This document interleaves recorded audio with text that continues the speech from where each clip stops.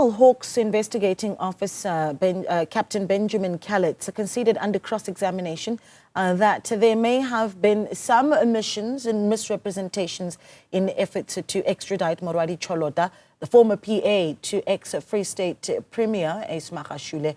Under oath, Calitz said Cholota's affidavit filed before the State Capture Commission may have not included information provided to U.S. officials, despite its contents possibly being able to sway the extradition proceedings in her favour. He also conceded that some misrepresentations may have occurred regarding the state's claims that Cholota evaded law enforcement. However, he maintained that such conduct was never intentional or targeted at prejudicing Cholota. Newzroom Afrika's Juniour Khumalo reports. Possible omissions, misrepresentations and misinterpretations did at times occur during the state's undertaking to extradite Moroadi Cholota, the former PA to ex-Free State Premier Ace Magashule. This was, however, unintentional and not meant to mislead U.S. authorities. This was the concession made by Hawks investigating officer Benjamin Calitz under oath on Tuesday. That affidavit under tab R is Ms. Cholota's sworn statement before the Zondo Commission.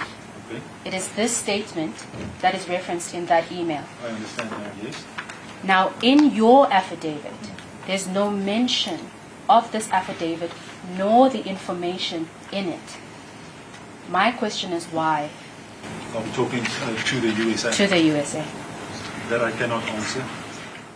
Beyond this possible omission that occurred, Calitz, who is the first witness in the trial within a trial, to ascertain whether the Bloemfontein High Court has jurisdiction to hear allegations against Cholota, also acknowledged that there may also have been some misrepresentations of facts.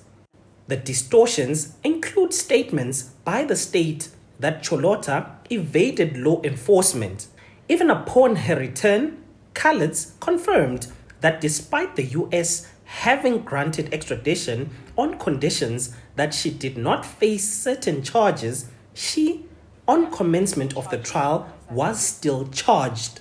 The United States Department of State clearly states that extradition is not granted for the offences of fraud as charged in counts 1, 2, 7, and 8, nor for the specified alternative charges to any of the fraud charges, nor for the offences of money laundering.